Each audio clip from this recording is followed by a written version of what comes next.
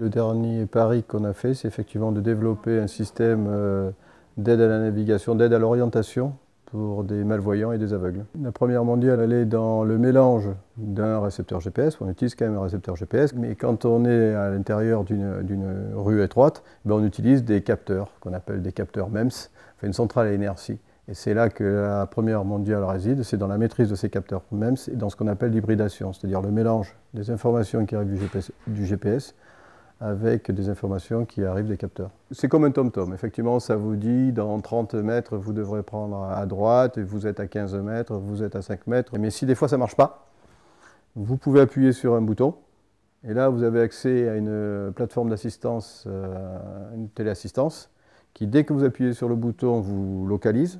Et là, vous commencez à parler et on vous suit. Si vous avez un problème de guidage, eh bien, on vous dit allez par là, et puis on vous suit, on suit votre déplacement en temps réel pendant que vous êtes en train de parler.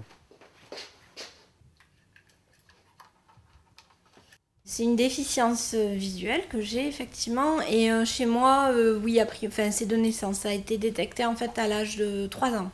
Donc je me déplace à pied et en transport en commun, donc ça demande une grosse préparation en amont et je dirais beaucoup plus de concentration en fait pendant un itinéraire. On a ce boîtier qui nous aide beaucoup et qui est là pour nous rassurer et nous aider à trouver la bonne route. Quand on a ce handicap au cours de la vie, on peut très vite se refermer et ne plus sortir, alors que là c'est vraiment très rassurant, c'est vraiment un appareil qui peut, je pense, aider à sortir et à continuer à aller des endroits qu'on ne connaît pas.